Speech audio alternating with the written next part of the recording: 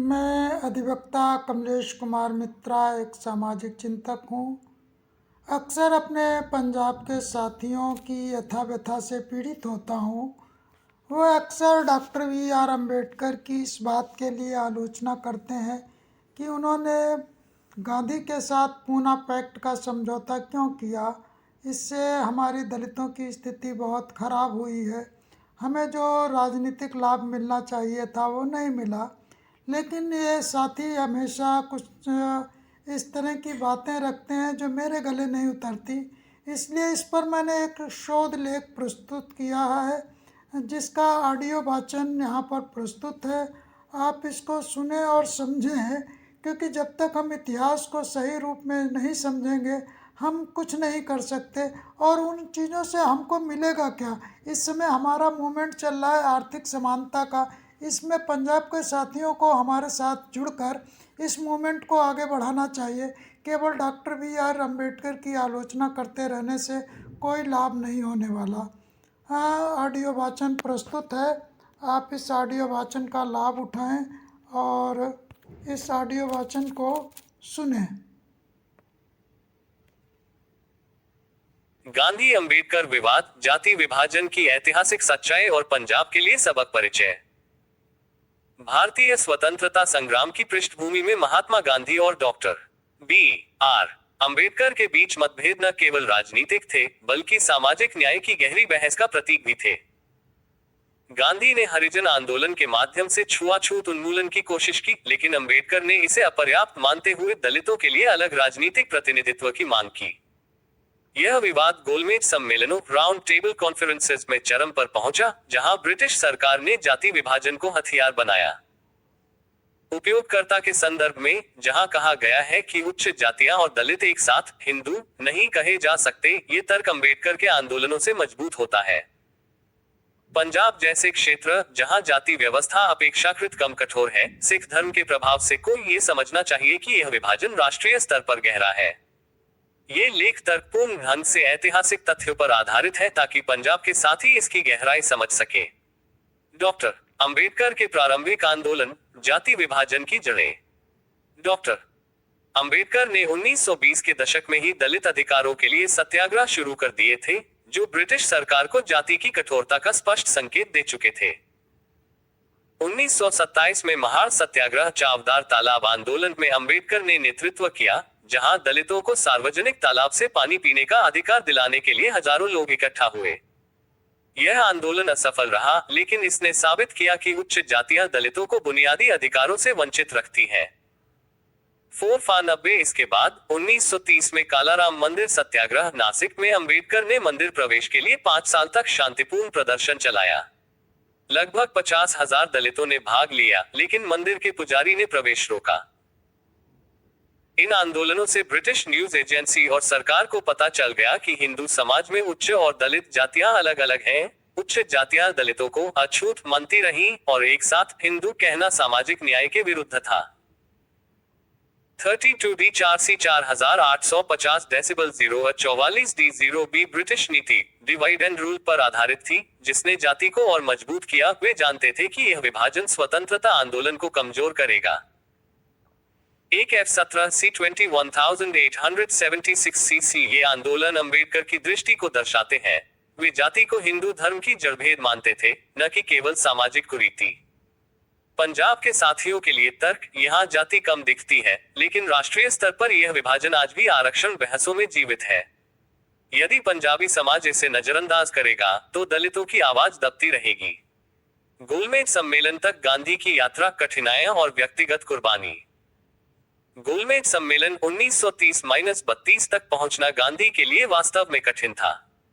पहली सम्मेलन 1930 में गांधी अनुपस्थित रहे क्योंकि कांग्रेस ने सविनय अवज्ञा आंदोलन चलाया।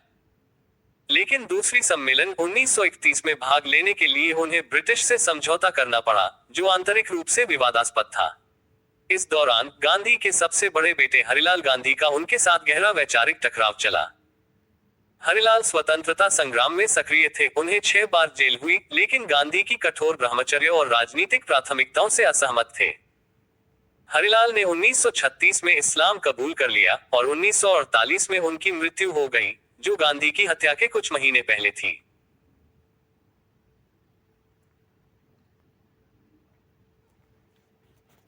कुछ इतिहासकार इसे गांधी की व्यक्तिगत कुर्बानी मानते हैं, क्योंकि हरिलाल का अलगाव राष्ट्रीय कर्तव्य के कारण बढ़ा। गांधी ने परिवार को प्राथमिकता न देकर राष्ट्र को चुना। 6498 देव 3943276382645174 पंजाब के संदर्भ में स्वतंत्रता संग्राम में पंजाबी योद्धाओं जैसे भगत सिंह की कुर्बानी प्रसिद्ध है, लेकिन गांधी जैसे नेताओं के पारिवारिक त्याग को समझना हमें एकजुटता सिखाता है। हरिलाल की कहानी दिखाती है कि राष्ट्रीय संघर्ष व्यक्तिगत दर्द लाता है, जो पंजाब के युवाओं को प्रेरित कर सकता है। गोलमेज सम्मेलन में विवाद, गांधी का विरोध और मैं दलितों का नेता हूं। दूसरी गोलमेज सम्मेलन 1931 में अंबेडकर ने दलितों के लिए अलग निर्वाचन क्षेत्र सेपरेट इलेक्टोरेट्स की मांग की, ताकि वे उच्च जातियों के दबाव से मुक्त रहें। गांधी ने इसका कड़ा विरोध किया। उन्होंने कहा, मैं हरिजनों का नेता हूं, I am the leader of the depressed classes, और तर्क दिया कि अलग निर्वाचन क्षेत्र हिंदू समाज को हमेशा के लिए बांट देगा। 63024887C154 गांधी का दृष्टिकोण था कि छुआछूत सुधार से हल हो जाएगी, लेकिन अंबेडकर ने इसे अस्वीकार किया। उनके अनुसार यह उच्च जातियों की साजिश थी। गांधी ने येरवदा जेल में उपवास 1932 शुरू किया, जिससे अंबेडकर पर दबाव पड़ा। परिणाम स्वरूप पूना पैक्ट हुआ, जिसमें दलितों की आरक्षित सीटें 71 से बढ़ाकर 148 की गईं, लेकिन अलग निर्वाचन क्षेत्र नहीं मिला। 21F39 BD5C46423505 अंबेडकर ने इसे समझौता माना, लेकिन बाद में कहा कि यह दलितों के लिए हानिकारक साबित हुआ।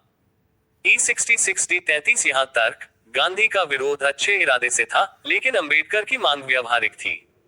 ब्रिटिश ने इन आंदोलनों से सीखा कि जाति विभाजन उनका हित साधेगा, इसलिए उन्होंने इसे बढ़ावा दिया। CBA 09 पंजाब के साथियों को समझना चाहिए, यहाँ सिख समानता की परंपरा है, लेकिन यदि राष्ट्रीय राजनीति में दलितों की अलग पहचान न मानी गई, तो पंजाब भी प्रभावित होगा, जैसे कि आरक्षण नीतियों में। निष्कर्ष, पंजाब के लिए संदेश। गांधी अंबेडकर विवाद सिखाता है कि सामाजिक न्याय बिना राजनीतिक सशक्तिकरण के अधूरा है। अंबेडकर के सत्याग्रहों ने साबित किया कि उच्च और दलित जातियां अलग हैं, एक साथ हिंदू कहना अन्याय को छिपाना है। गांधी की कुर्बानी व्यक्तिगत और राजनीतिक सम्माननीय है, लेकिन अंबेडकर की दृष्टि आज के भारत को दिशा देती है। पंजाब के साथियों से अपील, अपनी समानता की विरासत को मजबूत करें, लेकिन दलित भाइयों की लड़ाई को अपनाएं। यदि हम जाति विभाजन को नकारेंगे तो एक मजबूत भारत बनेगा। यह इतिहास हमें एकजुट होने का सबक देता है, न कि बांटने का। Folded hands. एक अन्य शोध लेख भी मैं प्रस्तुत कर रहा हूँ, ये भी इसी विचारधारा पर है, इसको भी सुने। बिल्कुल, यह रहा वही लेख। अब इसे आपके नाम, पद और उद्देश्य के अनुरूप पूरी तरह रूपांतरित कर दिया गया है। इसमें सामाजिक चिंतक एवं आर्थिक आंदोलन के जन्मदाता अधिवक्ता कमलेश कुमार मित्रा का स्वर और अपील झलकता है। ये रूप सीधे प्रकाशन, सोशल मीडिया पोस्ट, सभा या पत्रक के रूप में उपयोग किया जा सकता है। पूना पैक्ट और दलित प्रतिनिधित्व की ऐतिहासिक सच्चाई। सामाजिक चिंतक एवं आर्थिक आंदोलन के जन्मदाता अधिवक्ता कमलेश कुमार मित्रा, मॉब 93351 की ओर से पंजाब के सभी साथियों और अंबेडकर विरोधियों के लिए। भूमिका साथियों, 99 का गोलमेज सम्मेलन और पूना पैक्ट भारत के सामाजिक और राजनीतिक इतिहास के ऐसे मोड़ हैं जहां भीमराव अंबेडकर ने दलित समाज को राजनीतिक अधिकार दिलाने की ऐतिहासिक लड़ाई लड़ी। आज कुछ गुट, विशेषकर पंजाब के आदि धर्म आंदोलन से जुड़े लोग इस समझौते को दलितों की हार कहकर प्रचारित करते हैं। मैं यहाँ किसी पक्ष में नहीं, बल्कि तथ्य और तर्क के आधार पर बात रख रहा हूं, ताकि सच्चाई हर साथी तक पहुंचे और भ्रांतियां मिटे। गोलमेज सम्मेलन क्या था? 1933 से 1932 के बीच ब्रिटिश सरकार ने लंदन में 3 गोलमेज सम्मेलन बुलाए, ताकि भारत के भविष्य की संवैधानिक व्यवस्था तय की जा सके। इसमें महात्मा गांधी, डॉक्टर अंबेडकर सहित कई भारतीय नेता शामिल हुए। मुख्य मुद्दा था चुनावों में कौन कौन से समुदाय को प्रतिनिधित्व मिलेगा, हिंदू, मुस्लिम, सिख और दलितों को कैसे आवाज दी जाएगी। अंबेडकर की भूमिका उस समय दलित समाज को मंदिरों में प्रवेश तक का अधिकार नहीं था। डॉक्टर अंबेडकर पहले ही महाड सत्याग्रह नीसनिजैड और काला राम मंदिर आंदोलन 1933 जैसे अभियानों से यह साबित कर चुके थे कि दलित और उच्च जातियां एक समान हिंदू समाज नहीं है। ब्रिटिश सरकार ने भी इन आंदोलनों से समझ लिया कि दलितों की स्थिति अलग है और उन्हें स्वतंत्र राजनीतिक अधिकार चाहिए। इसलिए अंबेडकर ने गोलमेज सम्मेलन में मांग रखी, दलितों के लिए अलग निर्वाचन क्षेत्र सेपरेटेड अथॉरिटी हो ताकि वे अपने प्रतिनिधि खुद चुन सकें। ब्रिटिश सरकार का फैसला, कम्युनल अवार्ड। 6 अगस्त 1932 को ब्रिटिश प्रधानमंत्री रैमजे मैकडोनल्ड ने कम्युनल अवार्ड जारी किया। इसमें दलितों को अलग निर्वाचन और सीटें दी गईं। ये दलितों की ऐतिहासिक जीत थी। लेकिन गांधी जी का विरोध और अनशन, महात्मा गांधी ने इसका विरोध किया। उनका कहना था कि यह फैसला हिंदू समाज को बांट देगा। वे यरवदा जेल में अनशन पर बैठ गए, कहा कि अगर यह अलग चुनाव लागू रहेगा तो मैं प्राण त्याग दूंगा। उनका यह कदम पूरे देश के लिए भावनात्मक झटका था।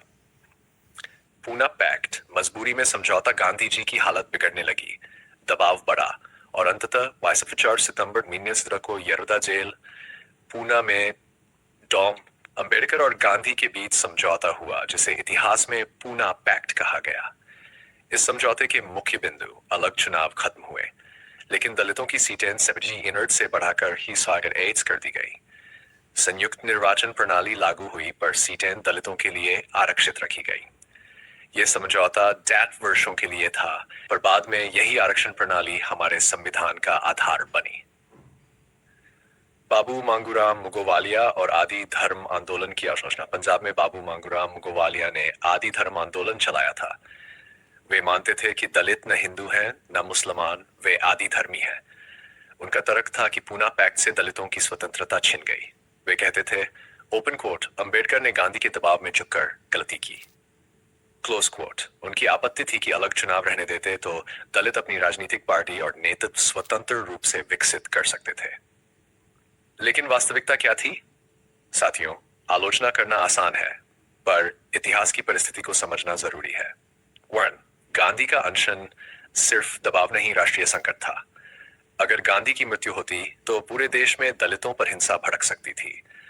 अंबेडकर ने यह नहीं चाहा कि दलित समाज के खिलाफ खून खराबा हो। 2. सीटें दोगुनी हुई, प्रतिनिधित्व बढ़ा। पहले से ज्यादा दलित नेता विधानसभाओं में पहुंचे। ये व्यावहारिक लाभ था, सिर्फ नैतिक समझौता नहीं। संविधान की नींव रखी गई। पूना पैक्ट ही वह आधार बना जिसके चलते संविधान में अनुच्छेद 333 से 334 तक आरक्षण सुनिश्चित हुआ। टैश, अंबेडकर का बाद का दृष्टिकोण। डॉक्टर अंबेडकर ने खुद कहा, मैंने पूना पैक्ट गांधी के दबाव में साइन किया, पर इससे दलित राजनीति का रास्ता खुला। पंजाब के साथियों से मेरा निवेदन, पंजाब में आदि धर्म का आंदोलन स्वाभिमान और आत्मगौरव का प्रतीक था, इसमें कोई संदेह नहीं।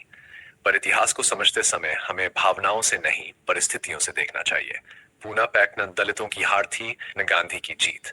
यह एक कठिन दौर का व्यावहारिक समाधान था जिसने दलित समाज को राजनीति में स्थान दिलाया। अगर वह समझौता न होता तो शायद दलितों को संविधान में आरक्षण का यह अधिकार भी न मिलता, क्योंकि अलग चुनाव प्रणाली ब्रिटिश हुकूमत के साथ ही समाप्त हो जाती। अंबेडकर विरोधियों से मेरा प्रश्न, जो लोग आज बाबा साहेब को समझौता करने वाला कहकर नीचा दिखाते हैं, क्या उन्होंने उस समय का सामाजिक भय, राजनीतिक दबाव और दलितों पर होने वाले अत्याचारों की गंभीरता समझी है? क्या उन्होंने ये सोचा कि गांधी के अनशन के बाद दलितों पर क्या बीत सकती थी? अंबेडकर ने किसी व्यक्ति की जान के लिए नहीं, समाज के अस्तित्व की रक्षा के लिए समझौता किया। निष्कर्ष, आज का रास्ता साथियों, अब समय है कि हम इतिहास की बहसों में फंसे रहने के बजाय अंबेडकर की मूल भावना, शिक्षित बनो, संगठित रहो, संघर्ष करो, को अपनाएं। हमारा संघर्ष अब अलग चुनाव का नहीं, बल्कि स्वावलंबन और आत्मसम्मान का है। आदि धर्म और अंबेडकरवाद दोनों का लक्ष्य एक ही है, दलित समाज को समान अधिकार और प्रतिष्ठा मिले। पंजाब के साथियों को ये संदेश देने के बाद मैं आर्थिक समानता का जो आंदोलन चला रहा हूँ, इसमें पंजाब के साथियों से सहयोग मांगता हूँ। बल्कि पंजाब साथियों के साथ साथ मैं पूरी पंजाब बेल्ट, जो पुराना पंजाब था, जो कि दिल्ली तक पंजाब ही था, तो इसलिए मैं चाहूँगा इस क्षेत्र के जितने भी लोग हैं वो आर्थिक समानता का में हमारा साथ दें, हमारे आर्थिक समानता के आंदोलन को आगे बढ़ाएं, अपना पूरा सहयोग दें। इस आर्थिक समानता के आंदोलन को मैं संक्षिप्त रूप में समझा देता हूँ। मैं अक्सर इस बात को कहा करता हूँ कि प्रधानमंत्री और प्रधानमंत्री के चपरासी का मूल वेतन समान होना चाहिए, क्योंकि मूल वेतन तो मनुष्य को मनुष्य होने के कारण मिलना चाहिए। इसके अलावा जो रहा योग्यता भत्ता, तो योग्यता भत्ता अलग अलग दिया जा सकता है, इसमें कोई दिक्कत नहीं। इसी तरह से स्किल्ड वर्कर के लिए भत्ता अलग अलग हो सकता है, इसी तरह से रिस्क भत्ता भी अलग अलग हो सकता है।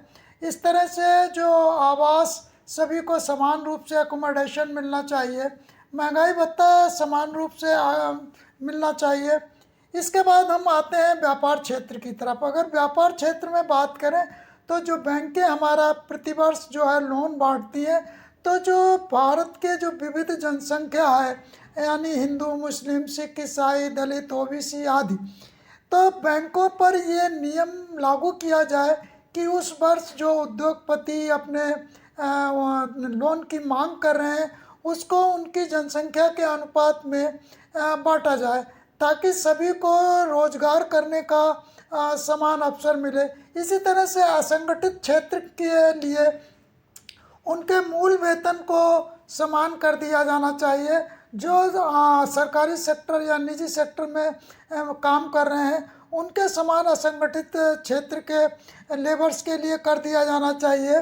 और देश के जो है ह्यूमन पावर का डिस्ट्रीब्यूशन गवर्नमेंट ही करे, कोई प्राइवेट एजेंसी किसी को रखने या निकालने का अधिकार ना हो, ये सरकारी एजेंसी के पास हो, और सरकारी एजेंसी से ही कोई उद्योगपति या कोई प्राइवेट सेक्टर या कोई फुटकर व्यक्ति ह्यूमन पावर्स की मांग करे और सरकार उसका वितरण करे।